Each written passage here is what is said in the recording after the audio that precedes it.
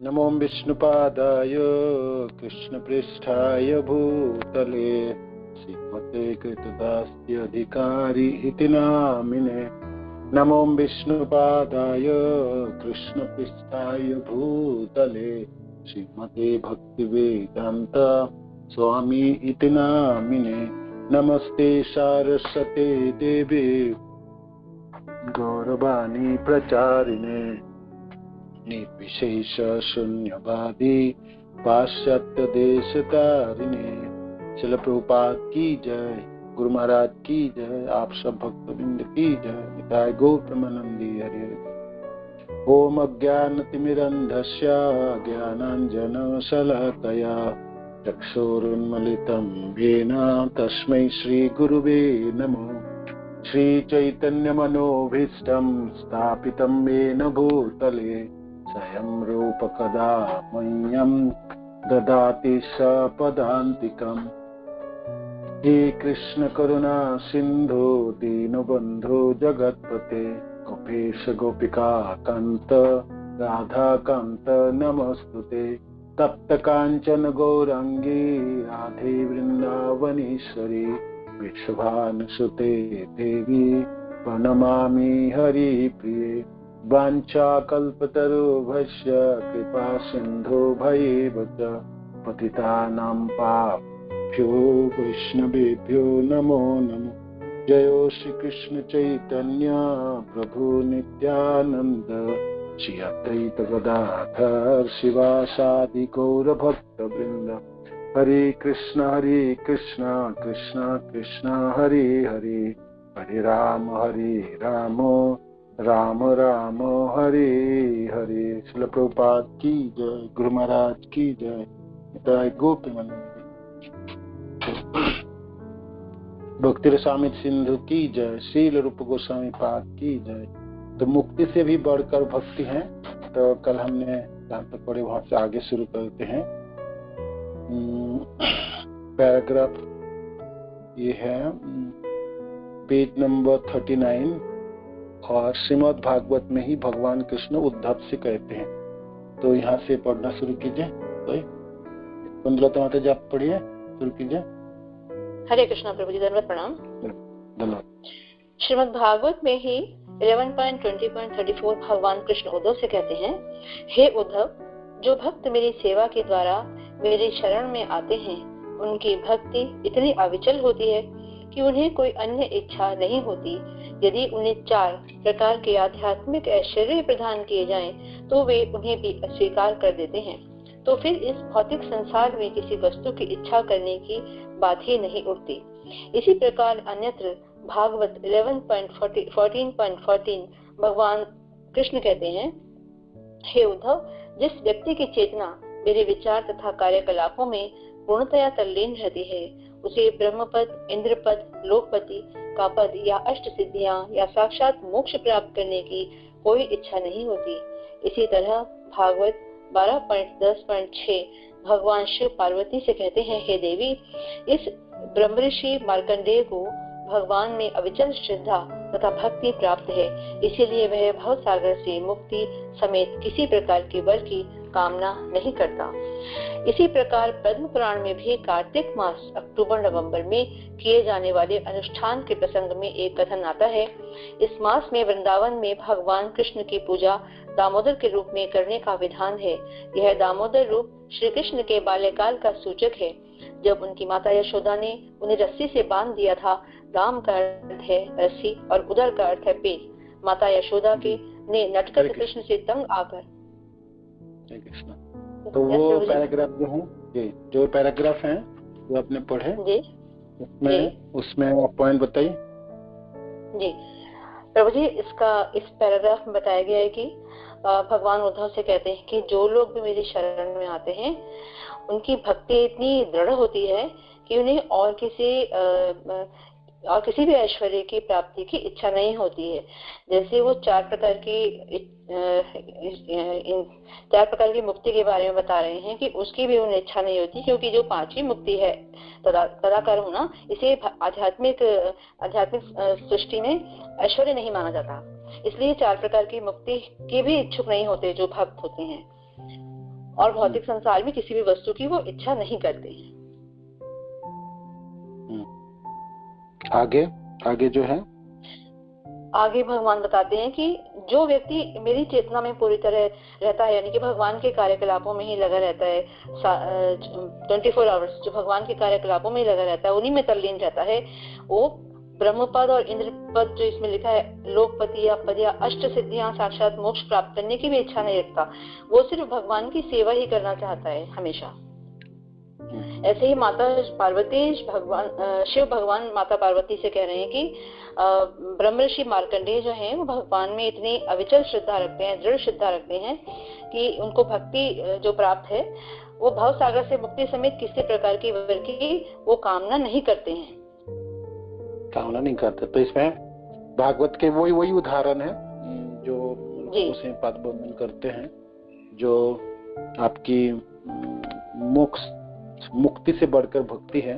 तो भक्ति की गरिमा वर्णन कहें जो उद्धव जी को भी भगवान कहते हैं, जो 4 प्रकार की मुक्ति देने से भी भक्त उसको ग्रहण नहीं करते हैं, वो तो मेरी सेवा ही मांगते हैं, और सेवा की द्वारा मेरी शरण में आने वाले भक्त की भक्ति इतनी अविचल होती है जो उसके दूसरी कोई इच्छा होती भी नहीं है, उसकी इच्छा कोई होती नहीं है। तो इसमें किसी को कोई प्रश्न है इस पैराग्राफ में?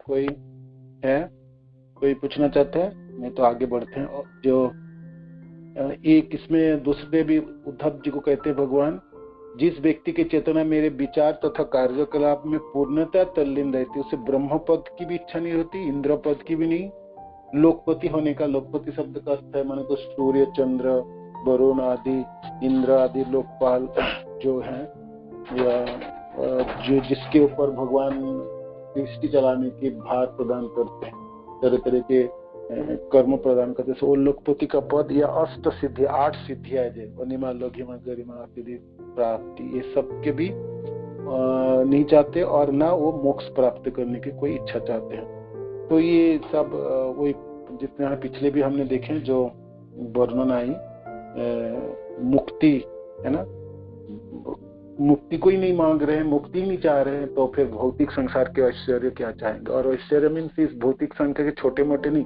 वो तो ब्रह्मपद और इंद्रपद आदि की भी इच्छा नहीं करते। जैसे वित्रासुर ने भी ऐसे प्रार्थना किया कि मेरे को कोई लोक नहीं चाहिए, मेरे को तो आपकी सेवा चाहिए। ऐसे बाकी जितने भी हमने देखे वो रूप गोस्वामी पाद ने यहाँ पर प्रमाण रखे हैं भागवत से और भी शास्त्र से, तो वो इसमें यही दिखा रहे जो भक्ति सर्वोपरि है। सेवा प्राप्ति हो जाए भगवान के तो फिर भक्तों को और कुछ नहीं चाहिए होता, बाकी कुछ भी नहीं चाहते उनके। तो ये दे, और आगे फिर ये दामोदर लीला की जो वर्णन है वो इसमें आएगी पद्म पुराण से। जो अभी हम जो कार्तिक महीने जो चल रहे हैं, जो दामोदर व्रत करते हैं और जो दामोदर अष्टकम गाते हैं, तो उनमें उनकी वर्णन रूप गोस्वामी पाद यहाँ वर्णन करते हैं पद्म पुराण में कार्तिक मास की जो ये वर्णन है। तो यहाँ पर तो आगे और कोई पढ़िए इसमें, माता जसोदा ने वाला वहां से पढ़िए। हरे कृष्णा, धन्यवाद, प्रणाम प्रभु जी। पढ़िए, हाँ पढ़िए।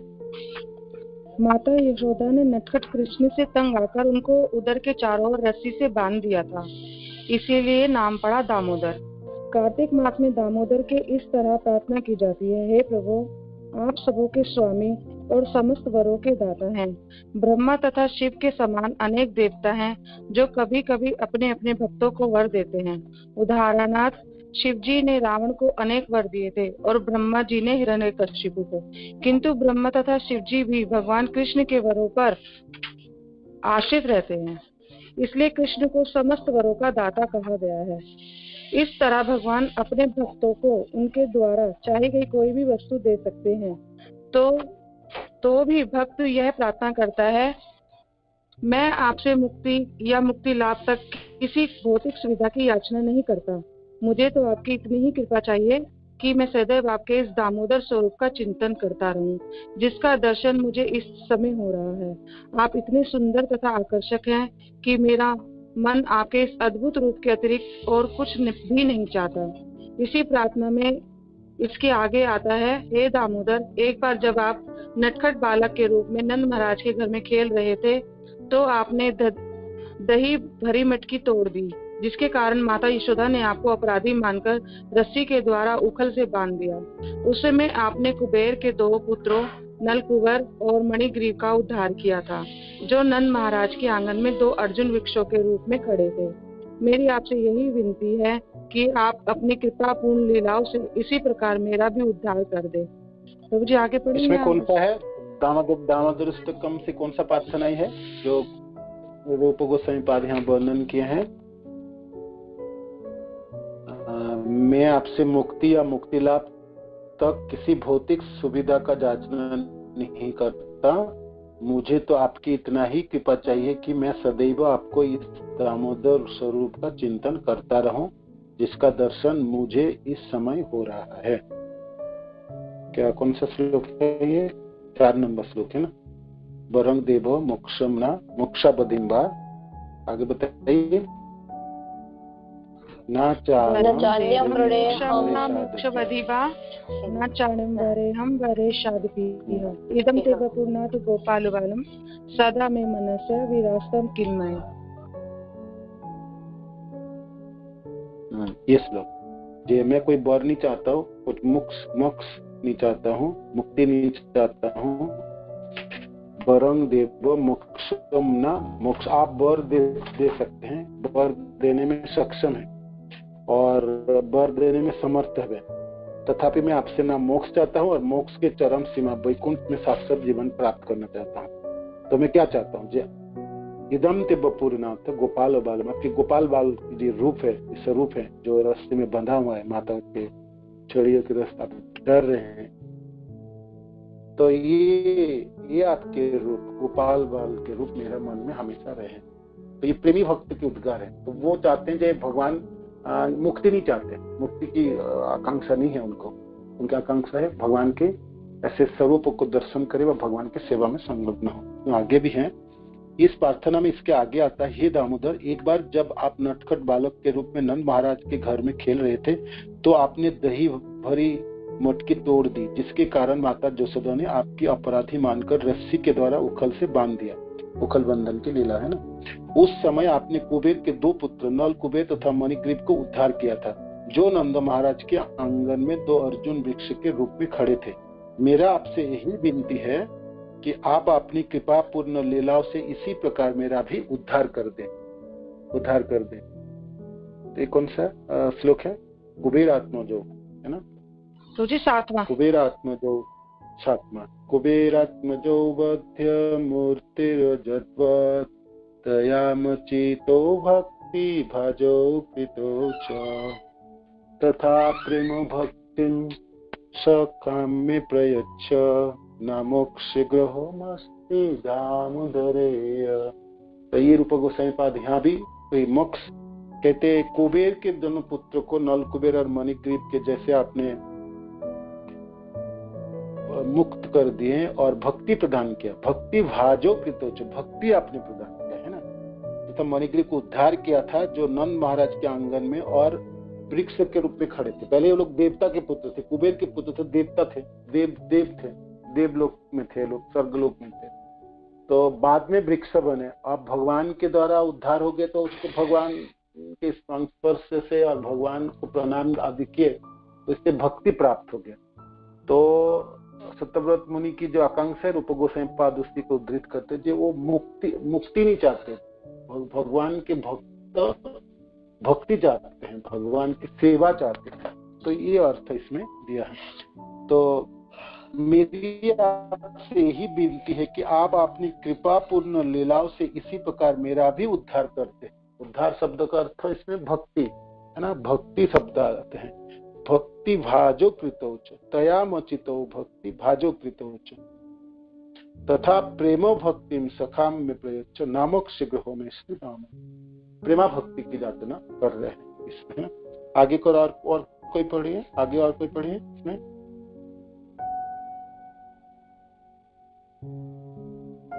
पूज्य राधिका माता जी आपके पास बुक पढ़िए, नहीं तो और कौन है किसके पास है? जिसके पास है बुक पढ़िए। जी हरे कृष्ण, दंडवत प्रणाम प्रभु जी। प्रभु जी क्या ये बुक का पढ़ना है? भक्ति रथ रामजी सिंधु का क्या पढ़ रहे आगे आगे। हाँ, आपके पास बुक है? बुक नहीं दिख रहे? जी जी थोड़ा सा लेट ज्वाइन किया है इसमें। ये श्रीमद् भागवत में 40 पे पहुंच गए। 39 पे थे ना कल, अभी क्या पढ़ा आपने पहले? श्रीमद् भागवतम में 11, 20, 34 ये हो गया। उसके बाद उसके बाद की पैराग्राफ हो गया 42 पेज लास्ट पे। कौन बोल रहे? माधवी माता जी आप पढ़िए, आपके पास है तो पढ़िए। जी प्रभु जी, दंडवत प्रणाम प्रभु जी। हरे कृष्णा। इस श्लोक की अंतर्कथा एक इस प्रकार है। देवताओं के कोषाध्यक्ष कुबेर के दोनों पुत्र अपने पिता के ऐश्वर्य से मदान्ध हो उठे थे। एक बार वे सरोवर में नग्न अप्सराओं के साथ विलास क्रीड़ा कर रहे थे। तभी उधर से महर्षि नारद गुजरे। वे कुबेर के पुत्रों का यह आचरण देखकर अत्यंत खिन्न हो उठे। नारद को उधर से जाते देखकर अप्सराओं ने अपने नग्न शरीरों को वस्त्र से ढक लिया, किंतु कुबेर के दोनों पुत्र मदोन्मत्त होने के कारण इतनी भी शिष्टता नहीं दिखा सके। फलतः श्री नारद मुनि उनके आचरण से क्रुद्ध हो उठे और उन्होंने श्राप दे डाला, तुम दोनों में तनिक भी होश नहीं है, अतएव अच्छा हो यदि तुम कुबेर के पुत्र न रहकर वृक्ष बन जाओ। यह सुनकर उन दोनों लड़कों को होश आया और उन्होंने श्री नारद जी से अपने अपराध के लिए क्षमा याचना की। तब श्री नारद जी ने कहा, तुम दोनों अर्जुन वृक्ष बनोगे और नंद महाराज के आंगन में खड़े रहोगे। समय आने पर जब कृष्ण नंद के पोष्य पुत्र के रूप में प्रकट होंगे तो वे तुम्हारा उद्धार करेंगे। दूसरे शब्दों में श्री नारद जी का श्राप एक तरह से कुबेर के पुत्रों के लिए वरदान था, क्योंकि अप्रत्यक्ष रूप से उन्हें यह बतला दिया गया था कि उन पर भगवान कृष्ण की कृपा होगी। इसके बाद कुबेर के दोनों पुत्र नंद महाराज के आंगन में 2 विशाल अर्जुन वृक्षों के रूप में तब तक खड़े रहे जब तक श्री नारद जी की इच्छा पूर्ति करने के लिए भगवान दामोदर ने अपने शरीर से बंधे उखल से उन दोनों वृक्षों पर जोर से प्रहार करके उन्हें धाराशायी नहीं कर दिया। इन धाराशायी वृक्षों से नल कुंवर तथा मणिग्रीव निकल आए। तब तक वे भगवान के महान भक्त बन चुके थे। आगे तो ये नहीं, आगे नहीं। ये कौन सा लीला हुई ये बताए आपने सुने, आप बताओ, अपने भाषा से बताओ क्या वर्णन हुई इसमें। जी प्रभु जी धन्यवाद प्रणाम। इसमें ये कह रहे कि महर्षि नारद जी जब जा रहे थे और उधर तालाब में कुछ अप्सराएं स्नान कर रही थी, तो उसमें जो उनके 2 पुत्र थे वे उनको देख करके कुबेर के 2 पुत्र जो कुबेर है जो स्वर्ग में जो खजांची है, जो धन माने बैंक जो दिखता है, कोषाध्यक्ष देवता लोगों के कोषाध्यक्ष, तो उनके पुत्र थे। वो कुबेर के दोनों पुत्र। बताइए आगे। तो कुबेर के पुत्र जो थे वो कुबेर के जो पुत्र थे वो लोग नहीं हटे और बाकी चले गए। तो फिर नारद जी को ये देख करके अच्छा नहीं लगा कि वो स्त्रियों का ऐसा देख रहे हैं करके, तो उन्होंने उनको श्राप दिया कि जिस तरह से तुम खड़े हो करके ऐसे जिस तरह से वृक्ष खड़े रहते हैं और खड़े ही रहते हैं मतलब मुख बन जाते हैं, तो तुम भी उसी तरह से बन जाओ। और फिर जब उनको पता लगा कि नहीं उनसे गलती हुई तो कुबेर के पुत्रों ने उनसे क्षमा मांगी। तो क्षमा के रूप में उन्होंने उनको बताया कि तुम्हारा उद्धार होगा। जब वो नंद महाराज के घर में इस तरह से वहां पर कृष्ण भगवान स्वयं जन्म लेंगे तो वो उनके हाथों ही उद्धार होगा। तो वो पहले तो दुखी होते कि उनको श्राप मिल रहा होता और इतने वर्षों का वो रहेगा, लेकिन फिर वो खुश हो जाते कि उनका उद्धार कृष्ण भगवान के हाथों से ही होना है।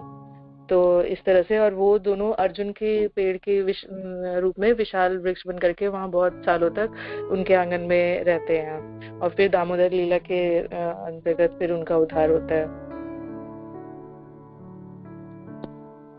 जो भगवान दामोदर लीला करते हैं, जब दही भांड फोड़े और माँ ने छोरी लेके आए तो भगवान भागे उखल से उतर के और फिर भगवान माँ ने उसको पकड़ लिए, उखल में बांध दिए और माँ काम करने चली गई, तो भगवान उखल के साथ उखल लीला भी मैं बताती हूँ। वो क्या होता है, एक बार सुबह सुबह यशोदा मैया उधर दूध चढ़ा करके और इधर माखन बिलोरी होती है, तो अर्ली मॉर्निंग में जब कान्हा जी उठ करके आते हैं अपने रूम से, तो उन्होंने देखा कि माता बड़े अच्छे से दही बिलोरी है, माखन बना रही है और वो उन्हीं का नाम गुनगुना रही होती है।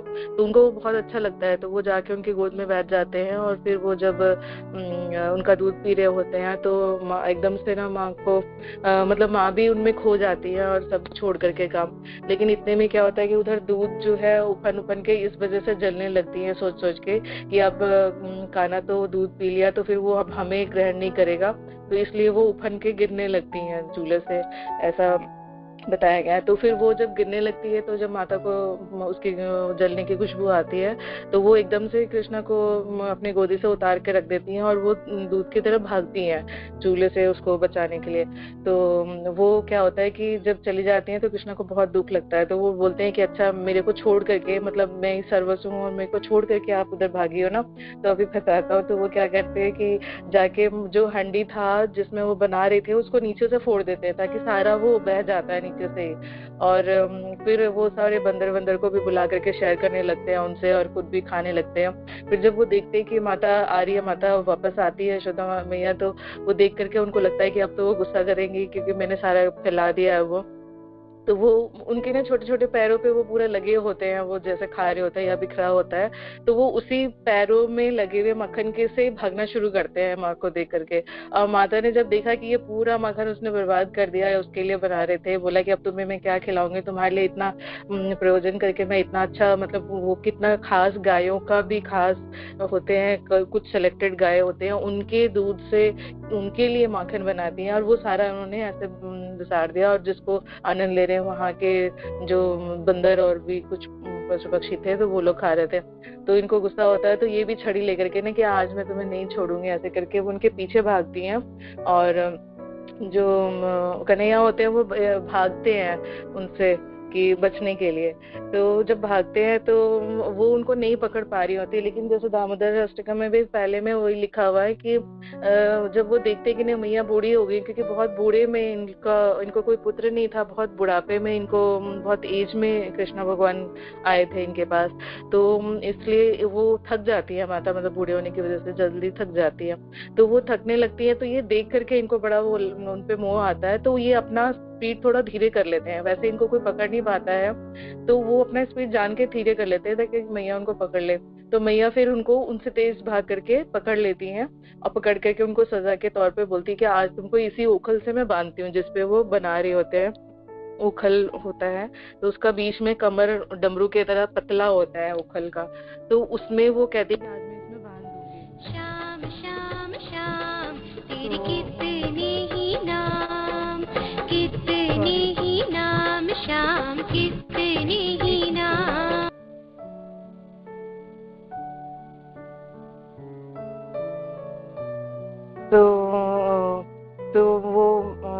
तो वो कहते हैं कि उसमें उसको उखल में बांधने के लिए फिर वो बहुत रस्सियां ढूंढती है, उनको बांधती हैं।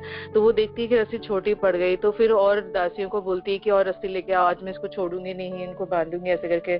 तो और रस्सियां लाई जाती है और वो बहुत सारी, फिर वो खुद भी जाती है लेने के लिए, लेकिन वो रस्सी उनको हमेशा ही 2 उंगल छोटा पड़ जा रहा होता है।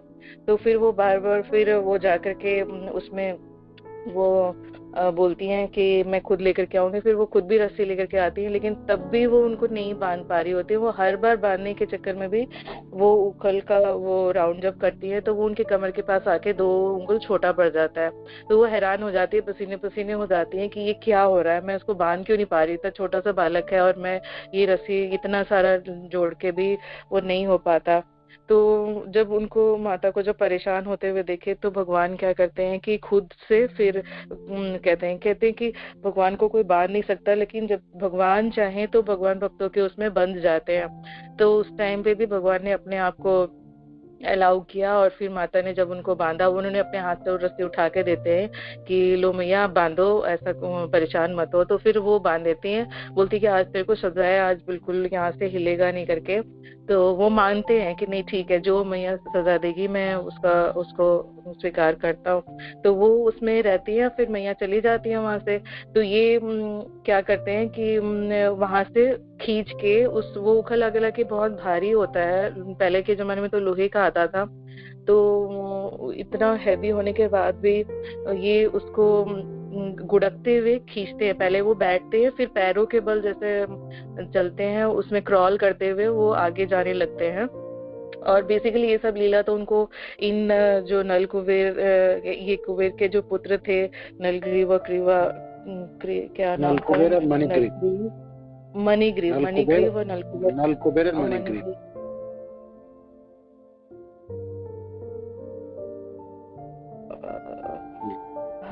नलकुबेर और मणिग्रीव, हाँ, नलकुबेर और मणिग्रीव इनके बेटे थे, जो वृक्ष बन के उनके आंगन में खड़े थे। तो ये सारी लीला जो उनकी उखल वाली हुई थी, बेसिकली उनका उद्धार करने के लिए ही हुआ था। तो वो अपने आप को क्रॉल करके उधर तक जाते हैं और दोनों पेड़ों के बीच में वो उखल को फंसा के और उसके बीच से खुद निकलते हैं। तो जब वो निकलते हैं तो वो दोनों पेड़ जो है उस उखल से टकरा के उसके आगे की तरफ गिर जाता है। और जैसे ही वो गिरता है तो उनसे उनकी आत्माएं जो है वो रिलीज हो जाती है वहां से। और फिर वो कृष्ण भगवान को भी प्रणाम करती हैं, और कृष्ण भगवान भी ये सब देख करके हंसते हैं और उनको फिर मतलब मुक्ति दे देते हैं। मुक्ति प्राप्त। तो ये लीला अपने मुक्त हो जाता। तो ये लीला जो है, ये इसी लीला की दामोदर अष्टक में वर्णन के सप्तव्रत मुनि ने पद्म पुराण में ही आती है ये कथा, जो हमने कार्तिक महीने में हम गाते हैं हर दिन और भगवान को दिया दिखाते। तो इसमें दो चीजें, एक तो भगवान को क्यों नहीं बांध पा रहे थे मैया, दो उंगली रस्सी छोटी क्यों पड़ रहे थे। तो क्या आचार्यों की क्या उक्ति है इसमें, क्या बोलते हैं उसके, भगवान को क्यों बांधा नहीं जा सकते हैं और दो उंगली छोटी क्यों पड़ रहे थे रस्सी, बताइए कोई। हरे कृष्णा प्रभु जी, धन्यवाद, प्रणाम। धन्यवाद जी, बताइए। वो भगवान को तो कोई बांध ही नहीं सकता प्रभु जी, इसलिए वो बंध नहीं रहे थे, वो अपनी इच्छा से बनते हैं। वो जब उनकी इच्छा होती है, वो बाद में उन्होंने कहा ना कि अब मैं, मेरी इच्छा, मतलब उन्होंने कहा कि मैं बन जाऊंगा, तो फिर बंधे हैं। तो दो उंगली क्या ना, तीन उंगली भी कम हो सकता था, एक उंगली भी कम हो सकता, दो उंगली हरे कृष्णा प्रभु जी, भक्त प्रयास कम होता है। धन्यवाद, बताइए आप प्रभु जी। भक्त का प्रयास कम होता है। एक उंगली भक्त का प्रयास और दूसरी कृपा भगवान की, दूसरी भगवान की कृपा है। दो उंगली आप मानो कि कोई साधक कितनी भी प्रयास करे तो भगवान चाहे तो वो उनको दर्शन दे, चाहे तो उनके साथ आदान प्रदान करे। भगवान स्वतंत्र है, भगवान नहीं चाहेंगे तो आप कितने कुछ भी कर लीजिए, कुछ भी साधन कर लीजिए और कुछ भी कितना भी तप व्रत कर लीजिए, नहीं होंगे। तो भक्त की साधन भी चाहिए और भगवान की कृपा भी चाहिए। तो एक उंगली तो साधन है भक्त की और दूसरी उंगली छोटी तो भगवान की कृपा। तो कृपा और साधन दोनों की मिलन से, समन्वय से भगवान की प्राप्ति होती है, भगवान के प्रेम प्राप्ति होती है। तो ये दो उंगली छोटी पड़ने की वर्णन जो आचार्य जन करते हैं। दूसरी बात आप बताइए, भगवान को इतना क्या जाना था, ये उनकी मानो कि नलकुबेर और मणिग्रीव तो भाई भगवान के साथ कुछ नहीं था संबंधित, और न वो तो नारद जी ने दिए थे उनको अभिशाप। तो भगवान इतना प्रयत्न क्यों किए यहाँ पर। और ये जो नलकुबेर और मणिग्रीव तो कोई उनके भक्त नहीं था, ये लोग तो देवताओं के पुत्र है और देवताओं के लिए भगवान बाध्य नहीं है। जैसे किसी मनुष्य के पाप कार्यों के लिए भगवान बाध्य नहीं है, वो तो उनकी कार्य है। तो उसके लिए भगवान क्यों इतने सब परिश्रम करे और इतने सब चीज उठाए। देवता लोग चाहे तो भगवान को दर्शन नहीं कर सकते, देवता लोग भगवान को दर्शन नहीं कर सकते, भगवान चाहे तो दर्शन दे, है ना। तो फिर इस मणिग्रीव और नलकुबेर तो कोई भक्ति तो किए नहीं, ना कोई साधन है ना कुछ है, वो तो पाप कार्यों में भी लिप्त। देखा जाए तो नग्न स्नान कर रहे थे और नारद जी को भी उन्होंने प्रणाम नहीं किया और नग्न ही खड़ा रहा। ये तो कोई मनुष्य भी ना करे ऐसा कर मानो कि, तो वो देवता होके किए तो देवता पद रह के भी ग्रहित कर्म के उनको तो साजा मिलनी थी, तो भगवान इसमें क्यों इन्वॉल्व हो गए? तो ये बताइए भगवान की कृपा की क्या कारण बन गए? क्योंकि वो नारद जी उनके अनन्य भक्त थे, और क्योंकि नारद जी ने अपने मुंह से बोल दिया था तो शायद भगवान को जाना पड़ा, ऐसा कुछ है क्या? हाँ, और बोलिए, और कौन बोल रहे थे? प्रभु जी, भक्त के संकल्प, अपने शुद्ध भक्त के संकल्प को पूरा करना था भगवान को, नारद जी के, उन्होंने उनको श्राप वरदान के रूप में दिए। नारद जी माने उनके भक्तों ने कोई इच्छा की है ना, ये नारद जी की इच्छा है, तो नारद जी ने अभिशाप दिए थे, है ना, तो अपने भक्तों के संकल्प को पूरा करते हैं भगवान। कोई शुद्ध भक्त ने कुछ इच्छा की है तो भगवान अवश्य पूरा करेंगे। उस समय पूरा करते समय भगवान तो कोई नियम कानून को भी नहीं देखते, वो सब भी तोड़ देंगे, माने भूल जाते हैं। माने कोई भक्तों ने कोई इच्छा की है, उनके प्रेमी जन, उनके शुद्ध भक्त इच्छा के, भगवान उनको पूरे करते हैं। बेशक भगवान वो करते जाके भगवान के अवजस भी हो, है ना। ऐसे क्या उदाहरण आप बताइए जैसे भगवान का अवजस हो रहा था और तब भी भगवान अपने भक्त की इच्छा को, शुद्ध भक्त की इच्छा को पूरी करते हैं। ऐसे कौन सा उदाहरण बताइए, एक दो उदाहरण जो भगवान ऐसे कार्य किए भी हो। जो भीष्म पितामह की चक्र उठा। हरे कृष्ण, धन्यवाद प्रणाम। जैसे भीष्म पितामह को मारने के लिए अस्त्र उठाए थे, भगवान बोले थे मैं अस्त्र नहीं उठाऊंगा, लेकिन उन्होंने अपने प्रतिज्ञा तोड़ दिए भक्तों के लिए। महाभारत की सुंदर कथा, एक कथा आती है ना महाभारत में, एक कथा आती है जिस दिन दुर्योधन ने बहुत उसका है पर भीष्म पितामह को उलाहना दे, जे आप लड़ाई तो हमारे तरफ से कर रहे, किंतु एक भी पांडव तो मर नहीं रहे और हमारे सारे भाई मर जा रहे, हमारे सारे सैन्य नष्ट हो रहे, तो आप युद्ध कर रहे हो कि क्या कर रहे हो? बोले खूब कहा है, जो हमारे खाते हो, हमारे नमक खा रहे हो, हमारे तरफ सेनापति बने और हमारे कोई, आप तो पांडव को प्यार कर रहे, क्योंकि आपके बानों से तो कोई किसी एक को तो मार नहीं रहे, आप दिखावटी युद्ध कर रहे और खूब बोले दुर्योधन, खूब इधर उधर की बातें। तो भीष्म पितामह को गुस्सा है, क्रोध आया, स्वाभाविक है ना। और तो उन्होंने प्रतिज्ञा किया था कि आज ऐसे भीषण युद्ध करूंगा तो इसमें है पांडव को मार देंगे और नहीं तो कृष्ण अपने अस्त्र उठा लेंगे, है ना। जे पांडव को बचाने के लिए कृष्ण को अस्त्र उठाने पड़ेंगे और नहीं तो पांडव आज मारा जाएंगे, है ना। तो उस दिन भीषण युद्ध किए थे भीष्म पितामह। तो उसने जो इतने भयंकर युद्ध किए कि अर्जुन को बाण उठाने के और प्रहार करने के समय भी नहीं मिले। तो भगवान के भीष्म पितामह के बाणों से अर्जुन को तो लाहुलवान हो ही रहे थे, कोई कोई बाण आके सारथी है ना भगवान, तो भगवान को भी लग रहे थे और भगवान के शरीर से भी खून टपकने लगे। और तो अर्जुन बिल्कुल पसीना पसीना हो चुके थे। भीष्म पितामह ऐसे मैंने आंख झपकते इतने बाणों की वर्षा कर रहे थे, एक मिनट की, एक सेकंड की भी फुर्सत नहीं दे रहे थे जो अर्जुन उसको प्रतिरोध करें। तो अर्जुन भी लाहुलवान हो गए थे और वो उनको भी बाण साधते समय तो भगवान एक बार पीछे मुड़ के देखे थे, अर्जुन बिल्कुल थक चुका मानो की और पसीना पसीना हो गया। और अर्जुन के हाथों में भी, मैंने अर्जुन के मन में भी डर हो गया कि भीष्म पितामह को कैसे करके रोका जाए। तो भगवान उसी समय आपने सोच लिया जब मेरा भक्त ही नहीं रहेंगे, अर्जुन ही नहीं रहेंगे तो क्या युद्ध, क्या सारथी और क्या मेरा प्रतिज्ञा है। ये तो भगवान प्रतिज्ञा किए थे जब दोनों मेरे कुटुंब है और तो दोनों कौरव भी मेरा कुटुंब है और ये का पांडव भी मेरा कुटुंब है, दोनों तरह मेरा संबंध है। मैंने संबंध है से नाते मैं किसी की तरफ युद्ध नहीं करूंगा, किंतु मैं सारथी बनूंगा। अर्जुन ने थे और उनकी नारायणी सेना दुर्योधन को देते, सब जानते हैं। तो आप प्रतिज्ञा भी उन्होंने कहते थे मैं इस कुरुक्षेत्र युद्ध में अस्त्र नहीं उठाऊंगा।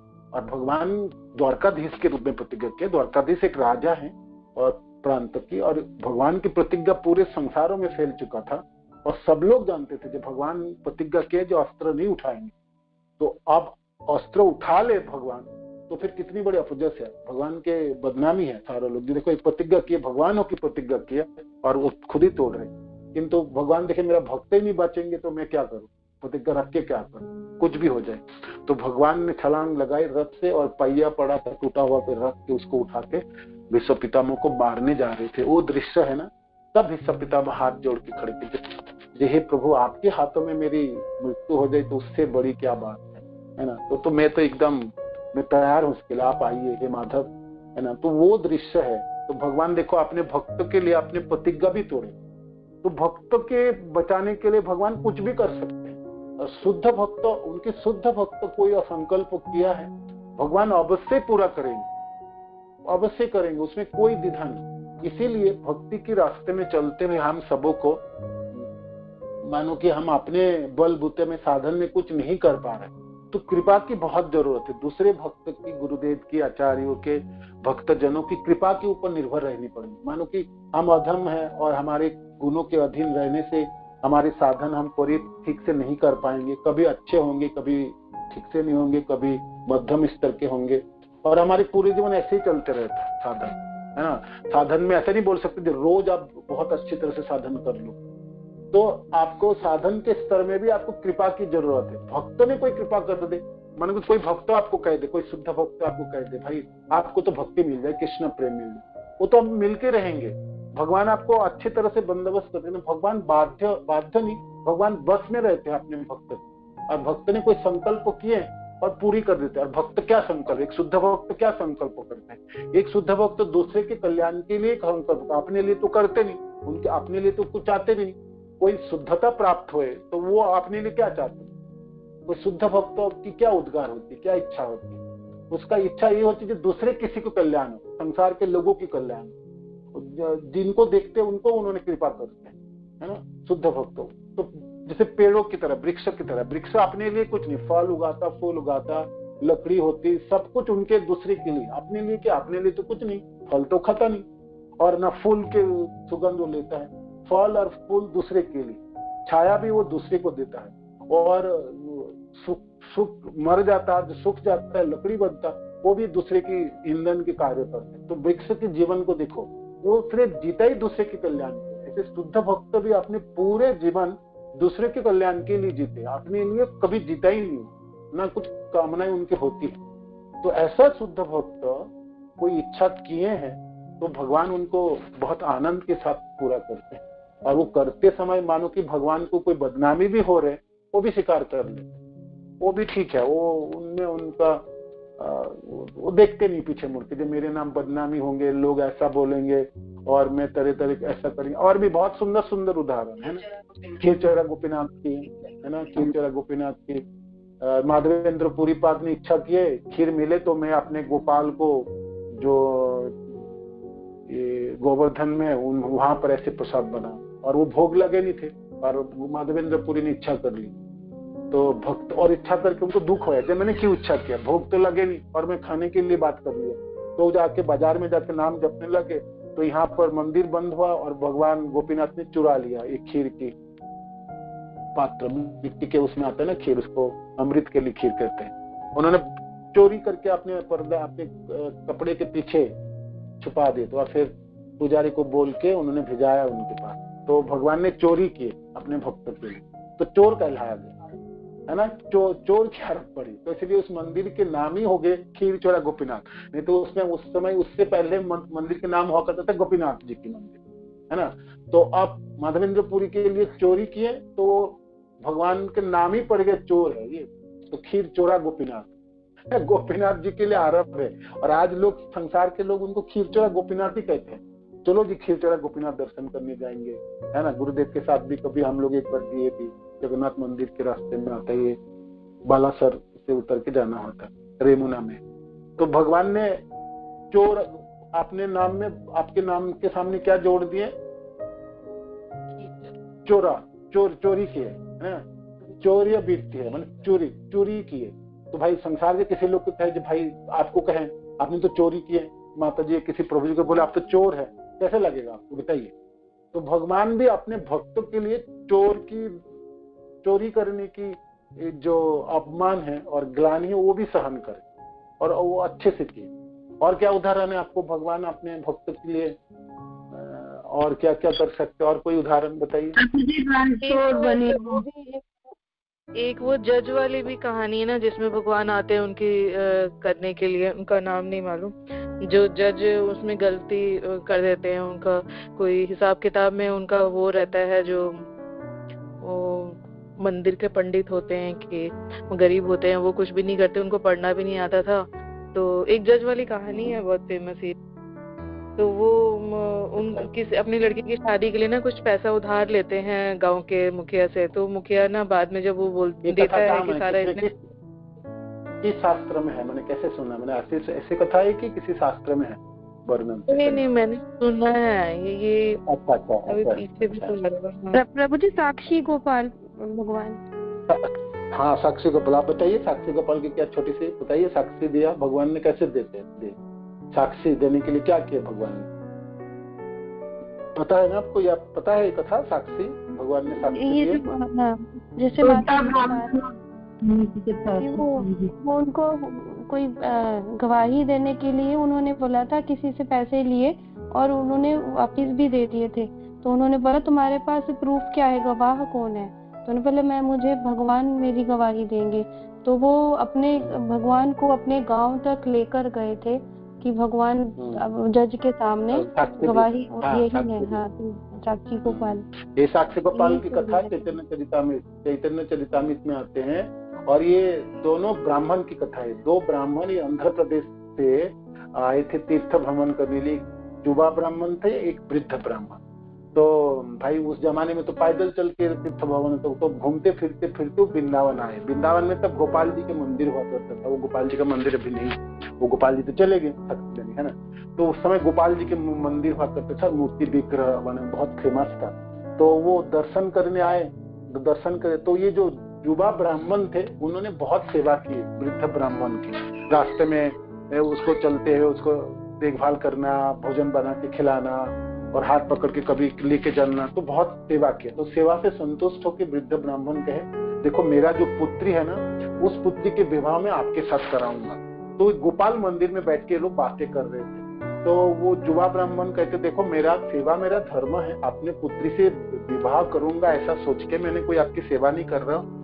किंतु आप चाहते हो तो ठीक है, आप घर जाके क्या भूल भी सकते, भूल जाएंगे। और आप तो उच्च कुलीन के ब्राह्मण है, मैं निम्न कोटि के ब्राह्मण हूँ। तो आपके पुत्र आपकी पत्नी वगैरह नहीं मानेंगे? कहते कैसे नहीं मानेंगे?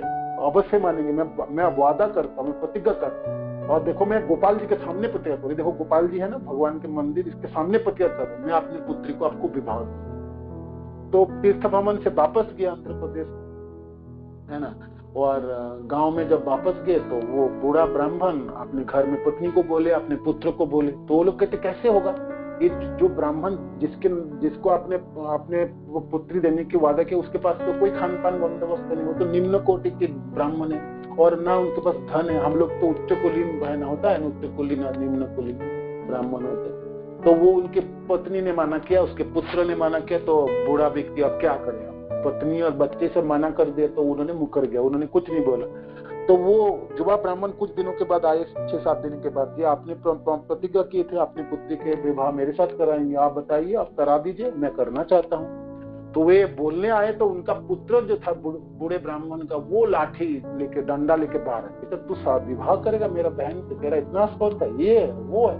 उसको डंडा मार के भगाया और गाली गलौज किया। तो वो ब्राह्मण जाके पंचायत बुलाए गांव में, जे ऐसा बात है, देखो उन्होंने बोला था पुत्री के विवाह देंगे और अब मानने नहीं चाहता है। तो वो गांव के पंचायत कहे कोई गवाह है आपके, कोई गवाह दे सकते हो, गवाह है क्या? तो वो ब्राह्मण कहता है हाँ गवाह तो है, भगवान गवाह है, गोपाल गवाह है। वृंदावन में गोपाल जी के मंदिर के सामने इन्होंने प्रतिज्ञा की थे, भगवान गवाह है। तो पंचायत लोग कहते भगवान गवाह है, वो कैसे होगी? आप कोई गवाह तो व्यक्ति होनी चाहिए और जो बोल पाए आपके, जो हाँ इन्होंने किया। तो आप भगवान, तो वो जब कहे जब गोपाल गवाह है तो दूसरे तरफ जो उनका बेटा था ना बूढ़े ब्राह्मण का, जो उनको बोलो, जो भगवान को बुला, भगवान को ले आए और गवाह दिलाए, साक्षी दिलाए तो हम मान जाएंगे। वो लोग जानते थे भगवान को, भगवान साक्षी के रूप में कभी तो आए नहीं और कैसे आएंगे? वो लोग तो भक्त नहीं थे, किंतु ये जो युवा ब्राह्मण वो भक्त थे। और वो ये वृद्ध ब्राह्मण के परिवार जन, पत्नी, उनके बच्चे, वो लोग भक्त नहीं थे, भगवान में विश्वास नहीं। वो लोग सोचे जब भगवान कभी भी गवाह दिए नहीं, भगवान आएंगे वृंदावन से इतना दूर 1500 किलोमीटर रास्ता। तो उन्होंने वही चाल खेल लिया कि आप बोल दो, भगवान को ले आओ गवाह, उन्होंने हाँ बोल देंगे तो हम अपने व्यवहार दे देंगे, नहीं तो तुम बिल्कुल घूम के भी मत देखना। तो युवा ब्राह्मण को विश्वास था जो भगवान गवाह दे सकते है ना, वो भक्त थे, भक्तों को तो भगवान पे विश्वास होते। तो युवा ब्राह्मण फिर दोबारा आए वृंदावन पैदल चल के, और गोपाल जी को मंदिर में आके उन्होंने रोने लगे, पुकारने लगे कि देखो ऐसा ऐसा स्थिति है, आपको चलनी है गवाह देने के लिए और मेरे साथ चलना है। तो गोपाल जी कहते हैं आपने कभी सुने भगवान चल के जाते हैं और साक्षी देते हैं, आपने कभी सुने ऐसा बात? तो वो भक्त थे ना, उन्होंने अपनी बुद्धि लगाई। तो वो ब्राह्मण कहता है हाँ मैंने तो ये नहीं सुना भगवान साक्षी चल के जाके साक्षी देते, ऐसा मैंने नहीं सुना, किंतु आप बोलते हैं ना, आप बोलते रहे मेरे साथ, जब आप बोल सकते हो तो आप चल भी सकते हो, है ना। जो व्यक्ति बोल सकते हैं वो चल भी सकते हैं। आपने तो मूर्ति हो, तो मूर्ति तो बोल नहीं सकते, किंतु मूर्ति हो के बोल कैसे रहे हो आप, है ना। तो भगवान हार गया अपनी जिससे। भगवान कहते ठीक है, देखो एक शर्त में मैं जाऊंगा, मेरे पास दो शर्त है। क्या शर्त है? अब मैं आपके पीछे पीछे चलूंगा, आप पीछे मुड़ के नहीं देखोगे कभी। एक तो ये ठीक है। तो वो ब्राह्मण पूछे जो आप चलेंगे मेरे साथ, कैसे पता चलेगा? बेटा मेरा पाँव में नूपुर है ना, वो नूपुरों के शब्द जो किंकिनी है वो आपको सुनाई देंगे, तो वो सुनते हुए चलना, आपको पता लगे मैं आपके पीछे चल रही हूँ। दूसरी, एक सेर चावल की भात बना के पका के, चावल पका के मेरे को आप निवेदन करनी, है ना। भूख लगेगा ना, मैं चलूंगा तो भूखा तो चल नहीं पाऊंगा, तो मेरे को भोग अर्पण करना। एक सेर चावल, एक सेर चावल शब्द का अर्थ चैतन्य चैतन्य एक सेर बने, माने आपने एक सेर चावल पूरे दिनों में लगाना, 3 बार उनको लगाना था, है ना। तो वो ब्राह्मण बहुत खुश है, भगवान मेरे साथ चले जा रहे हैं, और तो वो चावल लगाते है ना, और आगे आगे चलते हैं और भगवान पीछे पीछे चले जाते हैं। और भगवान के जो पाँव के जो नूपुर है, जो जसोदा मैया ने बना के दिए, भगवान के चरणों में बनाए थे, वो नूपुर की किंकिनी सुनते हैं और आनंद से चले जा रहे थे। जाते जाते गांव के जब पहुंचे, तो गांव से पहले उसकी एक नदी हुआ करता था उस गांव में जहाँ रहते थे, और नदी के किनारे जब तट पे चलने लगे तो नदी के तट पे आप जानेंगे तो बालू होती है, तो भगवान के पाँव फंस गए बालू में, और वो ब्राह्मण के पाँव भी फंस रहे थे, और पाँव फंस जाने से वो किंकिनी की आवाज सुनाई नहीं दी। तो ब्राह्मणों को थोड़ा संदेह आया, जब भगवान सचमुच आ रहे थे, अभी तक तो सुनाई देता था, अब यहाँ तो सुनाई नहीं दे रहे, किंतु वो ध्यान नहीं कर पा रहे, जब पाँव तो फंस जाने से कैसे सुनाई देंगे बालू में। तो वो उन्होंने आपने को ये सचमुच भगवान आ रहे कि नहीं आ रहे, तो पीछे मुड़ के देखे तो देखे भगवान पीछे मुड़ के देख लिया कि भगवान आ रहे नहीं आ रहे, तो देखते ही भगवान वहां स्तंभित हो गए। भगवान ने कहा था जब आप देखोगे मैं उससे चलूंगा नहीं, मैं वहां खड़ी हो जाऊंगी जहां आप देखोगे। आपका विश्वास नहीं है ना मेरे प्रति, तो खड़े हो जाऊंगा। भगवान ने प्रति बोले थे 2 शर्त है, तो एक शर्त उन्होंने, तो वो रोने लगे, जो आप इतना नजदीक आके भी तो मेरे तो कोई काम बना नहीं, और आप यहाँ खड़े हो जाओगे, आप बोलोगे नहीं कैसे। भगवान कहते कोई नहीं, मैं यहाँ खड़ा हूँ, आप जाके बोलो गाँव वाले को मैं यहाँ आया हूँ और साक्षी देने के आया। तो वो जाके गांव में पंचायत को सब कहे, जब भगवान गोपाल साक्षी देने के लिए आए हैं, नदी के उस पार खड़े हैं, आके देख सकते हो। तो सब लोगों तो हैरान है ना, कभी ऐसा सुने नहीं कभी कि भगवान कभी आते हैं साक्षी देने के लिए, वो अभी सशरीर आए हैं। तो सारे गांव के लोग नदी अतिक्रम करके इस पार आके भगवान की सुंदर गोपाल मूर्ति के दर्शन के, और फिर गोपाल जी ने कहने लगे आप लोग पंचायत बैठाओ और मैं साक्षी दूंगा। साक्षी दिए भगवान, है ना, साक्षी दिए, और कहे जो इन्होंने कहे थे मेरे सामने, जो उनकी पुत्री का हाथ देंगे तो मैं साक्षी देता हूँ। फिर उनकी विवाह हुई, है ना, और भगवान तो वो ब्राह्मण प्रार्थना किए, जी हे प्रभु आप यहाँ तक आए और साक्षी भी दिए, तो आप क्यों नहीं विराजमान हो जाते हमारे गांव में, आपके दर्शन करेंगे तो लोगों के कल्याण हो जाएंगे। तो आपने भक्त की इच्छा को भगवान पूरी किए, और साक्षी गोपाल के रूप में वो गोपाल जी वहां पर विराजमान हो गए, आंध्र प्रदेश के उस गांव में विराजमान थे। कालक्रम में राजा, उड़ीसा के राजा ने वो जगह आक्रमण किया आंध्र प्रदेश, और वो साक्षी गोपाल को ले आए और लाके जगन्नाथ मंदिरों में स्थापन किए। फिर बाद में ये कटक में स्थापित हुए, और आप साक्षी गोपाल एक जगह ही है जगन्नाथपुरी से पहले, एक छोटा सा स्टेशन है, रेलवे स्टेशन साक्षी गोपाल, जगन्नाथपुरी से 10 किलोमीटर, वहां से साक्षी गोपाल से 10-12 किलोमीटर है जगन्नाथपुरी। तो पहले ही पढ़ते हैं ना। आप ट्रेन में जाएंगे भुवनेश्वर के बाद साक्षी गोपाल आएंगे और साक्षी गोपाल जगन्नाथ और पूरी स्टेशन आता है, तो वहां पर साक्षी गोपाल जी विराजमान है। आज जाके भी गोपाल जी को आप दर्शन कर सकते, खड़े हैं पूरे, और वहां पर आपको मानो कि कहने आए थे, देखो वहां पर सेवायत लोग कहते हैं आप आके दर्शन कर रहे हैं तो भगवान आपके साक्षी दे रहे हैं, और आपके पूर्वज भी आए थे तो वो भी लिखता है। भगवान इतने सुंदर है, और मानो कि खड़े हैं, आप देखेंगे ना, दर्शन करेंगे तो आप भी अभिभूत हो जाएंगे। ठीक है, हमारी प्रेम नहीं है, भगवान बातें तो हमसे नहीं करेंगे, किंतु है तो वही है ना, चल के आए वो विग्रह, और वो स्वयं वही मूर्ति है, विग्रह के रूप में विराजमान है, साक्षी गोपाल है। तो वो जाके आप दर्शन कर सकते हैं आज भी। तो ये सत्य घटना है, ये कोई काल्पनिक नहीं है ना। और ये स्वयं महाप्रभु ने ये कथा चैतन्य चरितामृत में जब पहली बार उन्होंने संन्यास लेके जगन्नाथपुरी जा रहे थे, तभी अपने जनों के साथ ये साक्षी गोपाल मंदिरों में बैठ के कथा कहे थे। तो प्रमाण है, प्रामाणिक कथा ही है ना, ये कोई काल्पनिक नहीं है। तो भगवान अपने भक्त के लिए कुछ भी चीज कर सकते हैं। अपने भक्त ने कोई संकल्प किए तो वो पूरे करते हैं भगवान। ठीक है, तो ऐसे कोई भी कथा आपको और पता है और जिसमें शास्त्र सम्मत है, शास्त्रों में अपने पढ़े, तो ऐसे करके आप जी प्रभु जी एक वो भी तो हाँ टाइम बताइए। वो जयदेव और पद्मावती वाली कथा है जिसमें कि वो भगवान आके खुद उनके पद पूरा करके जाते हैं। जी जी, ये भी सत्य कथा है।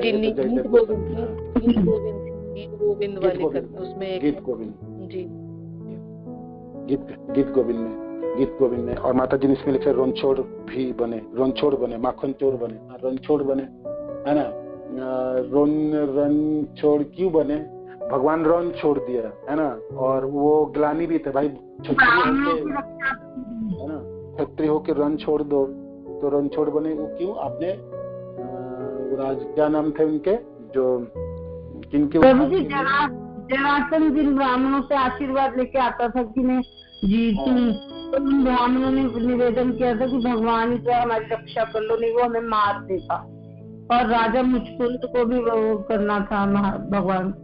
हाँ, मुचकुंद के उद्धार था, मुचकुंद को उद्धार करना ये उनके उद्देश्य था। मुचकुंद गुफा में सोए हुए ना, तो वहां पर भाग के नहीं जाएंगे। मुचकुंद को उद्धार तो और कालजवन के निधन था, ये भी दोनों कार्य थे। तो भगवान अपने भक्त के लिए, अपने भक्त की अभिलाषा को पूरा करने के लिए अपने को नहीं देखते कि मेरा लोग लांछना करेंगे, लोग मेरे अपमान करेंगे, मेरी ग्लानि होगी, मेरे लोग मेरे गुणों के आलोचना करेंगे, नहीं देखते। भक्त ने कुछ बोले हैं तो मेरे को पूरी करें, बस। भगवान तो यही जानते हैं, भक्त के मुख से कोई निकल गए उस चीजों को पूरे होने वाला।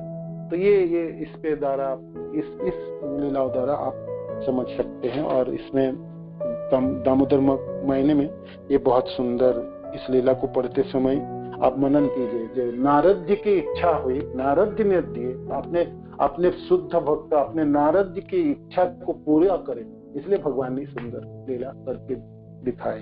ठीक है, आगे फिर वर्णन आते हर शीर्ष पंचरात्र में, है ना। हर शीर्ष पंचरात्र में वर्णन आई, आगे वर्णन करते हैं। हर शीर्ष पंचरात्र में एक पद्यांश आया है, हे प्रभु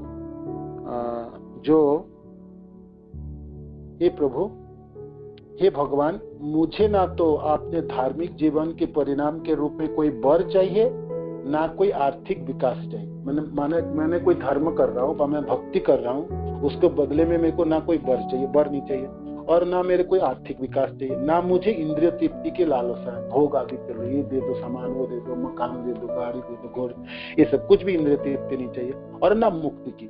मैं तो आपके चरण कमलों का नित्य सेवक बनने की प्रार्थना करता हूँ। मैं आपके चरण कमलों का नित्य सेवक बनने की प्रार्थना करता हूँ। आप मुझे यह वर दे के अनुग्रहित करें। तो भगवान से मांगना है तो ये मांगना है, ये प्रार्थना है। ये भक्त मानो कि क्या मांगना चाहिए तो वो भी जानना चाहिए भक्त, है ना। उल्टा पुल्टा नहीं मांगना चाहिए, है ना। हमारे मन में हजारों चीजों की इच्छा होती है ना, लाखों करोड़ों तरंग उठते हैं, तो आप और कुछ मांग लोगे ना, भगवान पूरी कर देंगे, किंतु उसके बांधने की आप बांधोगे तो आप बांधो, है है ना। बांध जाओ तो बांध जाओ, किंतु आपने इच्छा, इसलिए इच्छा करते समय, मांगते समय भी आपको सतर्क होना चाहिए क्या चाहिए। ऐसा चीज मत चाहो जो आपको बंधन के कारण हो जाए और आपकी सेवा ही छूट जाए और भक्ति भी चली जाए, है ना। ऐसा मांग के क्या फायदा, ठीक है ना। तो मांगने के लिए क्या मांगना चाहिए। हर शीर्ष पंचरात्र में रूप गोस्वामी पाद ने यहाँ पर वर्णन की, तो एक भक्त की क्या उद्गार होनी चाहिए, अभिलाषा, प्रार्थना। ये आपकी सेवा में करते रहो। जहां भी आप मेरे को रखोगे, कहीं भी तो रखना है, आप अपने धाम में रखोगे और मेरा कर्म खराब है तो आपके धाम तो प्राप्ति नहीं होगी, तो फिर और किसी जगह होगी, और मनुष्य जीवन नहीं तो और कुछ जीवन मानो की, तो मेरी कर्मों के वजह से मारो की, मेरी कर्मों के फलों के हिसाब से जो भी मेरी गति हो वो तो होने दीजिए। उसमें आप तो दायी हो कृष्ण, वो तो मैं अपने लिए दायी हूँ, किंतु आपके चरणों में एक मेरी प्रार्थना है, जहां भी मैं रहूं, जिस अवस्था में आपके सेवा में मैं संलग्न हूं, आपके सेवा मेरे को मिलती रहे। नित्य सेवक बनने का प्रार्थना करता हूं। नित्य सेवक बनने का प्रार्थना अर्थ है जो कभी भी सेवा से वंचित नहीं होगा, है ना। जैसे इस जीवन में भक्ति कर रहा हूं तो सेवक बन रहा हूं, अगले जीवन में कर्म तो फिर मैं और किसी जगह में जन्म होगा, मानो कि ऊर्ध्वमुखी हो, स्वर्गलोक में जन्म होगा, देवता बन गए और देवी बन गए, और उसमें इतना भोग ऐसा है जिसमें सेवा नहीं है, तो फिर वो बेकार जीवन, वो जीवन भी फायदा नहीं। या ब्रह्मलोक में जन्म हो गए तो उसमें सेवा नहीं भगवान कृष्ण को, तो फिर कोई लाभ नहीं। सेवा होनी चाहिए, नित्य सेवा, मैंने जन्म जन्म ऐसे जो मम जन्मनि जन्मनि भवदान भक्ति अहित, महाप्रभु कहते हैं ना, ये आपके अहित को भक्ति चाहिए और जन्म जन्म में आपकी सेवा हो, जन्म से छुटकारा भी नहीं चाहिए। जब मम जन्मनि जन्मनि सरे, फिर महाप्रभु तो कहते नहीं इसी जन्म से छुटकारा दे दीजिए, नहीं, क्योंकि जितने भी आप जन्म देंगे ठीक है, जन्म देते रहिए, किंतु आपकी सेवा मेरे को चाहिए। तो ये एक भक्त की प्रार्थना होनी चाहिए, ठीक है।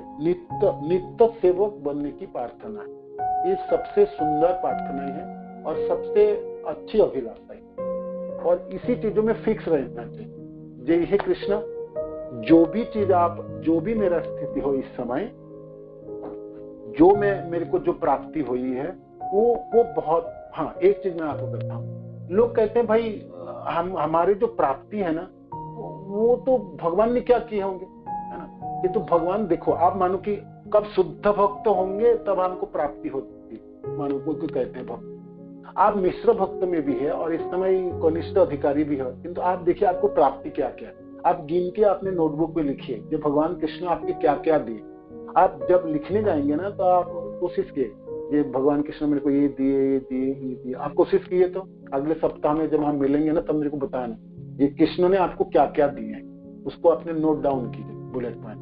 मेरे को मनुष्य शरीर प्राप्त हुई, मेरे को गुरु प्राप्त हुआ, मेरे को भागवत क्लास सुनने की, ऐसा ऐसे करके ना आप अपने जीवन में क्या क्या प्राप्त किए लिखिए। आप देखेंगे कि आपको तो इतने कुछ प्राप्त हुआ जो आपने कभी सोचे भी नहीं। भगवान तो ना चाहते हुए भी आपको कितने चीज प्रदान किए, कितने चीजें, अनगिनत चीजें प्रदान की है ना। तो फिर आगे फिर और क्यों याचना करो भाई, भिखारी बन के क्यों याचना करो, और वो करते जाके अपने समस्या को क्यों बढ़ाओगे, है ना। ठीक है ना। मानो कि आपको कहा हे कृष्ण इस जीवन में गरीब था, मेरे को धनवान बनना है, तो धनवान बनने के लिए आपको ऐसे जीवन प्राप्त करे, धनवान के लिए ऐसे कर्मों में लगा देंगे तो हो सकता है उसके बंधन में लग जाए। तो आपकी अभिलाषा होनी चाहिए आप के नित्य सेवक बनो, ये प्रार्थना होनी चाहिए कृष्ण से।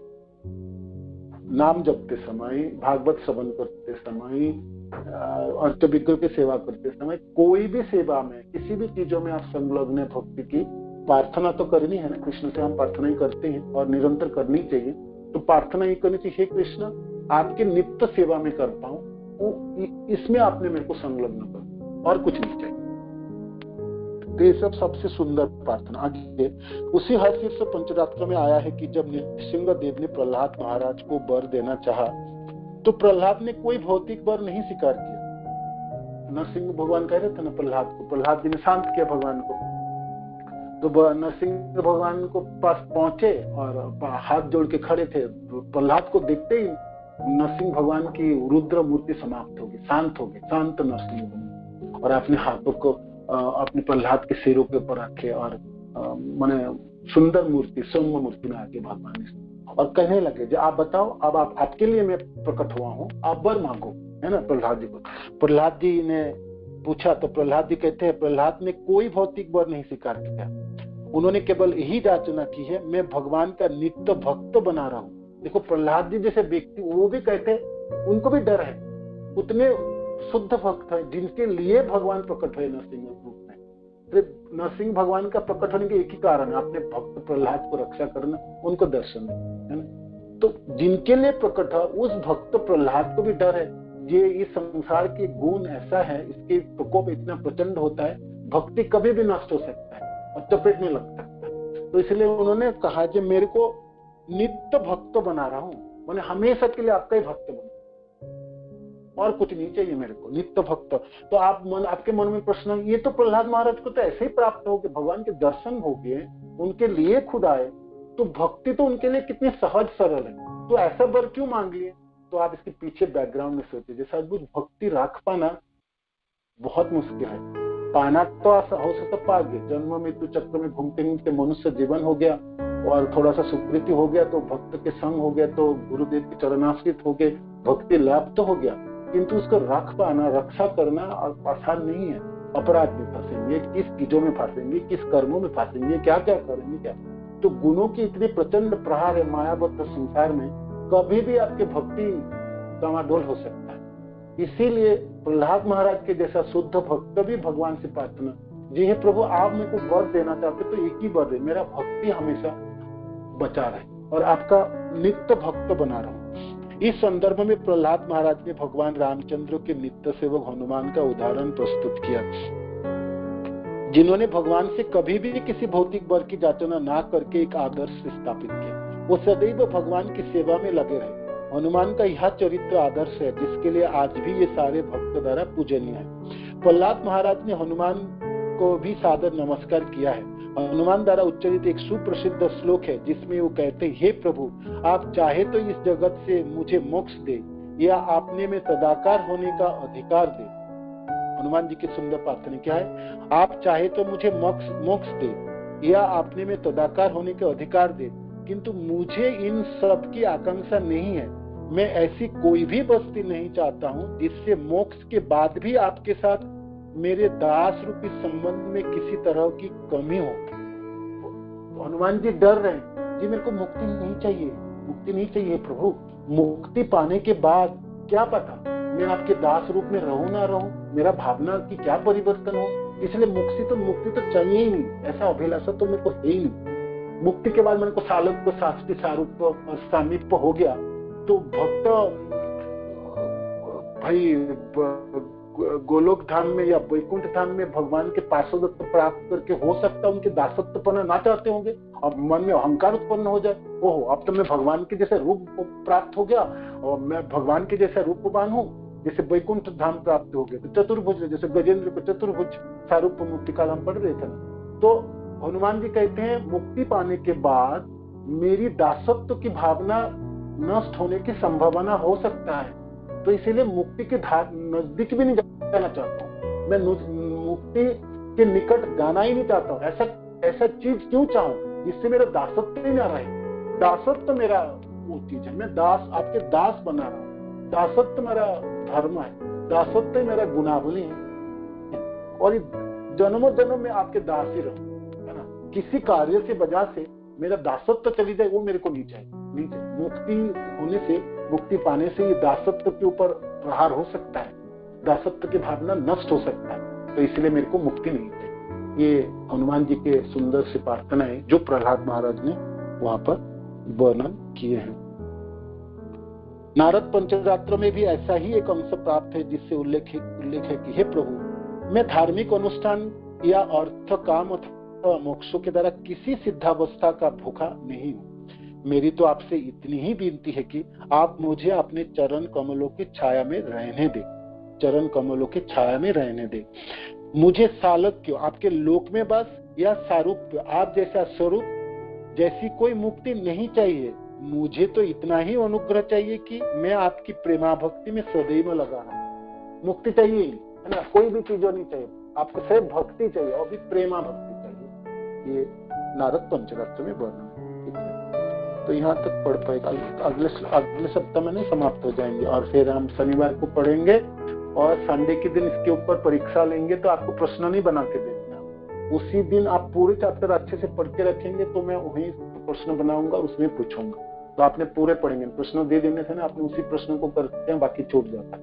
तो आप पढ़ के रखिएगा, मनन कीजिए। अगले बार तो वो बनाएंगे आप अगले सैटरडे। हरे कृष्ण प्रभु जी, नेक्स्ट सैटरडे दिवाली होगी। दिवाली तो होने दीजिए, क्लास सुन लेंगे 1 घंटा, सब अपने घर में बैठ के सुन, उसमें क्या है, नहीं सुन पाएंगे। 14 तारीख है प्रभु जी, 14 है ना? ठीक है, नहीं हाँ हो सकती है, वैसे सुन लेंगे, क्लास तो सुन लेंगे, है ना, सुनने में क्या है। तो आप ना बनाएंगे जो आपको क्या क्या प्राप्ति है ये होमवर्क। प्रभु जी जो कल क्लास हुआ था, हरे कृष्णा प्रभु जी जो कल क्लास हुआ था उसका क्वेश्चन आज नहीं आया, तो अब क्वेश्चन नहीं आते हैं क्या प्रभु जी? क्वेश्चन बना के देंगे, क्वेश्चन आंसर हाँ उनका दे देंगे, आज के भी दे देंगे, ठीक है। किंतु आपको जो एग्जाम होंगे संडे के दिन, उसमें आपको क्वेश्चन खुद बना के मैं आपको उसी समय पूछूंगा। तो आपको पूरे चैप्टर अच्छे से पढ़िएगा, बहुत सुंदर है, आप पढ़ेंगे ना आपको आनंद प्राप्ति होगी। और आपने वो लिख के रखेंगे, ठीक है। हरे कृष्णा। तो यहाँ तक हम पढ़े, फिर हम शनिवार। हरे कृष्ण प्रभु जी, दंडवत प्रणाम। पहले ही दे दीजिए ना क्वेश्चंस ना, आप पढ़िएगा पूरे चैप्टर पढ़िए। आपको जैसे आपको एक बार 5-6 बार पढ़ लीजिए तो आपको अपने आप याद हो जाएंगे क्या क्या रूप से बाद में वर्णन। 3-4 आप रोज थोड़ा करके पढ़िए ना, आपको 1 दिन मिलता है, आपने 7 बार उसे पढ़ लीजिए। जी बताइए, और कोई बोल रहे? हरे कृष्ण प्रभु जी, दंडवत प्रणाम। हरे कृष्ण, धन्यवाद। प्रभु जी, ये पोष्य पुत्र का मतलब क्या है? पोष्य पुत्र की क्या मतलब है? पोष्य पुत्र का मतलब है प्रभु जी जिसका पालन पोषण जिस माँ बाप ने किया वो पोष्य पुत्र। जैसे नंदराज ने उनका पालन पोषण किया और वसुदेव ने उनको जन्म दिया। हाँ, ये पोष्य। हाँ प्रभु जी, तो हाँ प्रभु जी, जैसे यहाँ पे बताया गया ना, जिस समय आने पर कृष्ण नंद के पोष्य पुत्र के रूप में प्रकट होंगे, तुम्हारा उद्धार करेंगे। तो नारद जी को ये पहले से ही उन्होंने बता दिया उनको, नल को अवतार मणि के रूप को, कि नेक्स्ट अवतार ऐसा होगा करके। भगवान के भक्त, शुद्ध भक्त को पता है भगवान क्या अवतार लेने वाले, क्या क्रिया करने वाले, क्या लीलाई करने वाले। भगवान के भक्त को पता है, शुद्ध भक्त नारद जी जैसे शुद्ध भक्त जनों के भगवान के आने वाले दिनों की लीलाएं पता ही है ना। भगवान की भक्तियों में शक्ति है और पता रहता है।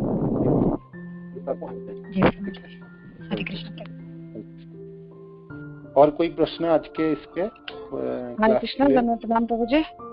धन्यवाद जी। प्रभु जी, जैसे अभी आप बता रहे थे ना, 2 उंगल रस्सी छोटी रह रही थी, तो पहला प्रयास, दूसरा कृपा। प्रभु जी, यशोदा मैया तो बहुत प्रयास कर रही थी, तो फिर वो उंगली क्यों छोटी रही? नहीं, हाँ तो दूसरी वो प्रयास तो कर रहे थे कि तो भगवान कृपा नहीं कर रहे थे। भगवान के तो बांधो, भगवान के जो शक्ति थे, अनगिनत शक्ति है, वो भगवान को कभी किसी ने बांधे नहीं ना। आज उससे पहले कोई नहीं बांधे। तो भगवान की शक्तियां सोचिए ऐसे कैसे तीनों भुवनों के लोकपति हैं, वो जिसके अंदर सब कुछ है, उसको कोई बांध भी सके? उनके भक्त कोई बांध भी ले, कैसे बांध? कभी बांधा नहीं। तो भगवान के शक्तियां नहीं बांधना चाहते, मैंने भगवान नहीं बांध पाए, तो इसीलिए वो छोटी तो पड़ी रहे थे। और जहां तक 2 उंगली की छोटी पड़ने का आचार्य वर्णन करते थे, 1 उंगली साधक की प्रयास होगी, दूसरी भगवान की कृपा होगी। हाँ, अब साधक की तो प्रयास था, माँ तो बांधना चाहती थी, किंतु पूरा तभी होगी जब दूसरी उंगली आएंगे दूसरे। तो एक की पूर्णता नहीं हो, आधा पूर्ण नहीं हो सकता ना। पूर्णता होने के लिए दोनों के साथ होने, कंबाइन होनी चाहिए, समन्वय होनी चाहिए, है ना। उसमें आप जैसे किसी चीजों की आपने इस संसार में जो है कोई चीजों की पूर्णता तब है जो पूरी हो चुका है। आपने थोड़ा सा कर भी दिया तो लोग तो नहीं कहेंगे नहीं ये नहीं हुआ। हाँ, कितना पोर्शन किया, कितना परसेंटेज वो आप बोल सकते हैं, किंतु भाई पूरी नहीं हुई, हम तो यही बोलते हैं। भौतिक संसार के कारण पूरा नहीं हुआ कार्य, तो वो पूरा नहीं हुई थी। तो आचार्य लोग कहते दोनों उंगली छोटी पड़ रही। आपकी भावना जब भाई माँ ने तो प्रयत्न कर रहे थे और अच्छी तरह से प्रयत्न कर रहे थे, तो 1 उंगली तो प्रयास थी, तो 1 ही उंगली की कमी होनी चाहिए, इसी हिसाब लगा लेना। तो आचार्य ने इसमें कहते हैं जे दूसरी उंगली नहीं आएंगी, दोनों के समन्वय नहीं होंगी तो पूर्णता नहीं होंगी। तो पूर्णता नहीं है तो फिर वो कमी है, तो दोनों की कमी, दोनों अंग की कमी माना जाता है। इस अर्थ में व्यवहार प्रभु जी, अहंकार भी तो आ सकती है बाधा। अहंकार माँ यशोदा को था कि मैं तो इसे बांध के ही रहूंगी, तो वो भी बाधा हो सकती है। हाँ, तो आपने प्रेम की बात करोगे, हाँ हाँ वो भी बाधा है, ऐसे बोल सकते हैं कि माँ की ऐसा अहंकार थे, माँ बांधना चाहते थे, मैं बांध के रहूंगा। किंतु जसोदा मैया प्रेम की है ना, प्रेमी भक्त जनों में से माँ की, मानो कि माँ की प्रेम और है ही प्रयत्न था, और उसी को देख के भगवान बाद में विगलित हुए। भगवान ने कहा ठीक है बांध ही देते, माँ इतना प्रेम कर रहे, इतने प्रयत्न कर रहे हैं, माँ बिल्कुल पसीना पसीना हो रहे, इतने प्रयत्न। तो भगवान अपने जो भक्त वत्सलता है, जो कृपा वत्सलता, बाकी सब शक्तियों के ऊपर उठ चढ़े और प्राधान्य मिले, और वो बाकी सब शक्तियों को उन्होंने दबा के दमित करके, और भगवान की भक्त वत्सलता और कृपा वत्सलता प्राधान्य मिले, और ये कार्य हो पाए, है ना। ना भूत ना भविष्य, ना कभी हुआ था, ना कभी आने वाला होने वाला, ऐसा लीला कभी भी नहीं होने वाला, कोई बांध नहीं सकते भगवान। ये तो जसोदा मैया ही है, एक अनूठा है, आगे कोई नहीं। कोई भी भक्त ऐसा नहीं होंगे, कितने प्रेम क्यों ना करे, भगवान को बांध नहीं सकते आप। ये प्रयास है अजीत को जीत नहीं सकते, अजीत है उनके नाम ही है, जिसको जीता नहीं जा सकता। हाँ, प्रेम से जीता जा सकता है, क्योंकि जसोदा मैया का उदाहरण यही है। जसोदा मैया के बिना और कोई नहीं बांध सकते उनको, है ना। तो अनूठा कार्य था ये, और अनुपम कार्य बोलते हैं, ऐसे करके सोच सकते हैं। जी प्रभु जी, ये समझ में आ गया, है ना। प्रभु जी एक प्रश्न हो रहा है, जैसे प्रभु जी महाभारत का युद्ध हुआ और 5 पांडव भगवान के भक्त थे, तो भगवान ने सारा अथाह प्रयास उनको बचाने में ही लगाया। जैसे अभिमन्यु थे और भी थे, वो भी तो भगवान के भक्त थे, और अभिमन्यु आने वाले टाइम में राजा भी बन सकते थे, पर नहीं, बस 5 पांडव ही बचे। उनके लिए इतना प्रयास, मतलब कहते हैं ना, नए बच्चे को बचाना है, चाहे चलो वो तो पहली वाली पीढ़ी थी, चली भी जाती तो कोई बात नहीं थी, जो नया भावी राजा बनेगा उसको बचाना है, ऐसा प्रयास नहीं था। और विशेषता इन 5 को ही बचाने के लिए बहुत प्रयास था। हाँ, वो और अभिमन्यु उनके भांजा थे, उनके बहन की, है ना, सुभद्रा की बेटा भी था। तो भगवान कितना प्रेम भी करते थे अभिमन्यु से, ऐसा बात नहीं, बहुत प्यारे से थे। किंतु अभिमन्यु को बलि क्यों चढ़ने दिया? भगवान चाहते तो रक्षा नहीं कर सकते थे? ये प्रश्न है ना, है ना माता जी, आप नहीं प्रश्न कर रहे हो ना। ये पांडवों को बचा लिया, अभिमन्यु को, मतलब कहने का मतलब ये, वो नई पीढ़ी थी, पांडव तो चलो आने वाले टाइम में कुछ टाइम ही राज्य होगा, और फिर वो तो वनगमन कर गए, इनको क्या नाम है, परीक्षित महाराज को राज्य देकर। तो फिर कहने का मतलब ये है कि भगवान ने इतना विनाश हुआ, पर इन 5 को ही अथाह प्रयास किया बचाने का। जो इनके पुत्र थे, जैसे द्रौपदी के 5 पुत्र थे, और भी थे, बहुत सारे लोग थे जो भक्तों में थे, और भक्त नहीं थे तो कुछ तो थे, मतलब ठीक थे, वो लोग भी सब, मतलब कहने का मतलब सब चले गए, पर ये 5 पांडव ही बचे और नहीं कोई बचा। तो अभिमन्यु के बलि क्यों देने दिया, मानो कि क्या कारण है, उसके पीछे अपने उत्तर ढूंढेंगे। तो युद्ध एक समय ऐसे खड़ा हो गया, अर्जुन किसी भी हालत में अपने गुरु को नहीं मानना चाहता। द्रोणाचार्य अर्जुन ने हाथ खड़े कर दिए, जिन नहीं, गुरु को तो मैं किसी भी हालत में मान। गीता की शिक्षा भी हो गई, युद्ध शुरू भी हो गए, भीष्म पितामह इस भी कैसे भी करके शिखंडी को खड़े करके भगवान उनको साइड कर रहे हैं, वो तो इच्छा मृत्यु थे, तो मार नहीं सकते कोई इसको जब तक नहीं मृत्यु नहीं चाहे। तो भीष्म पितामह भी कुछ युद्ध से हटाए, शिखंडी को खड़ी करके। ये है। अब आई बारी द्रोणाचार्य, जब उनके सेनापति बन के आए और द्रोणाचार्य गुरु बने, तो अर्जुन किसी भी हालत में अपने गुरु को मानना नहीं चाहते। वो उनकी गांडी रुक जाता था, और वो भगवान के समझ, भगवान के हर चीजों को मानते थे। मैं गुरु को कैसे मानूं, ये कैसा हो सकता है? जो प्रश्न उन्होंने पहले, वो गीता शुरू हुई थी, वही प्रश्न उनको दोबारा जागे उठे कि गुरु को किसी भी हालत में माना। तो युद्ध अब गुरु को नहीं मानेंगे, वो सेनापति के रूप में खड़े हैं दूसरी तरफ, और वो उन्हें हटाए जाए, तो फिर अब युद्ध की जो फल है वो तो पांडव मरने वाले हैं, मैंने पांडव को मारने वाले हैं, तो ना वो द्रोणाचार्य किसी को छोड़ने वाले नहीं थे उधर की तरफ, तो दुर्योधनुष कार्य थे। और यहाँ अर्जुन अपने गुरु को नहीं मानना चाहते, तो डेड एंड था, मैंने इसको संभाल पाना भगवान जानते थे। तो भगवान अपने जनों को ही बलिदान करे, भगवान खुद बलिदान हो जाते हैं ना, नहीं तो दूसरे अपने जनों को ही करते हैं। जैसे चैतन्य महाप्रभु संन्यास होने की जरूरत नहीं थी, तो वो संसार में गृहस्थ रह के प्रचार कर सकते थे, वो भगवान है, संकीर्तन आंदोलन का अच्छी तरह से। किंतु संन्यास लेने के कारण क्या था जी, कुछ लोग छूट जाएंगे, मायावादी लोग, मायावादी सन्यासी, वो लोग मेरे को गृहस्थ देखेंगे तो मेरे पास कभी भी नहीं आएंगे और मेरे से कभी शिक्षा नहीं लेंगे, तो कुछ लोग छूट जाएंगे। तो फिर क्यों छूटे, तो बलिदान दे दो। भगवान खुद बलिदान दिया आपने, जब मैं संन्यास लेता, तो भगवान जिस परिस्थिति में संन्यास लिए थे, घर पे कोई ना था, एक भी पुरुष व्यक्ति नहीं थे, पिताजी का देहांत हो चुके थे, बड़े भाई संन्यास ले रहे थे, सची माता बूढ़ी हो चुकी थी और विष्णुप्रिया माता जी 16 साल की थी, घर में कोई नहीं था। तो भगवान संन्यास लेके सब छोड़ के गए, 2 स्त्री को पीछे छोड़ के गए, एक बूढ़ी माता और एक 16 साल की पत्नी, देखने वाले कोई ना था, कोई ना। किंतु भगवान ये बलिदान खुद दिए, ये लोगों के कल्याण के लिए। भगवान देते समय भगवान रोए भी है, संन्यास सचमुच भगवान रोए थे, आंखों में अश्रु थे तो रोए भी है। तो किंतु कोई पूछे भी, नित्यानंद प्रभु बाकी सब पूछे जी क्यों बलिदान, ऐसा क्यों? कहता लोगों के कल्याण के लिए मैं ये बलिदान स्वीकार कर रहा हूँ। तो भगवान अपने बलि देते, खुद को देंगे नहीं तो अपने जनों को दिलाएंगे। तो ये तभी भगवान ने सोचे अभिमन्यु, जो अभिमन्यु को, वो आप सब जानते हैं कथा, अभिमन्यु चक्र भेद कर सकते हैं और घीर के मारे सब लोग। तब अर्जुन ने देखे कि अभिमन्यु तो निहत था, उसे गुरुदेव भी भाग गए, ऐसा कैसा हो? तो फिर अर्जुन ने उठाया जो नहीं, इन सबों को मारा जा सकता है। अभिमन्यु वध की वजह से वो फिर दोबारा शुरू हो गया, नहीं तो युद्ध समा अर्जुन ने खड़े कर दिया, मेरे को, मैं गुरु द्रोणाचार्य को नहीं मार सकता। अभिमन्यु मारा गया, तब अर्जुन ने, कोई भी जो भी साथ दिए थे उनको मारने में, जो भी सहायता थी, उनकी सहायता में द्रोणाचार्य भी थे, घीर के मारे थे तो अभिमन्यु, तो अर्जुन ने उठा लिया, नहीं आप तो गुरुवर को भी मारा था।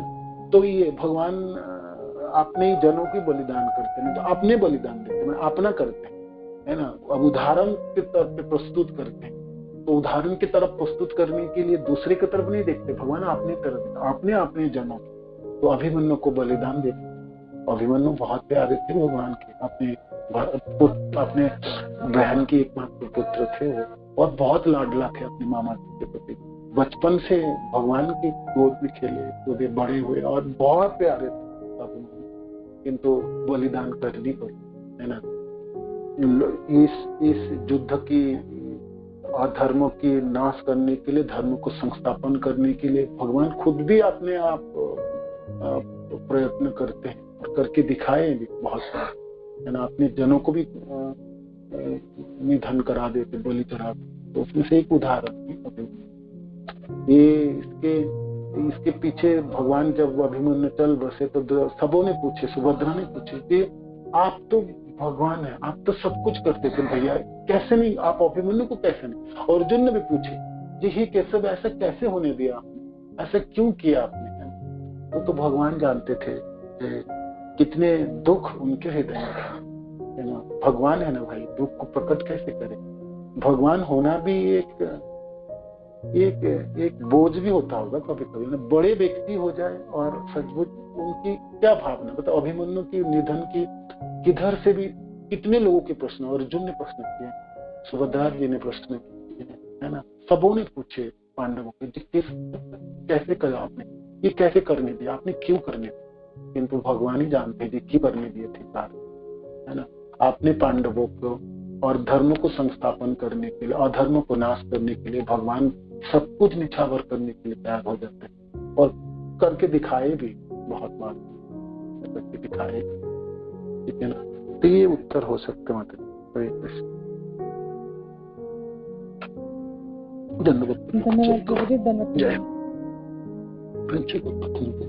सिंधु भाई पतिता नाम पावनेभ्यो वैष्णवेभ्यो नमः। श्रील प्रभुपाद की जय, गुरु महाराज की जय, आप सब भक्त की जय। गौतम हरे कृष्णा, दंडवत प्रणाम प्रभु जी।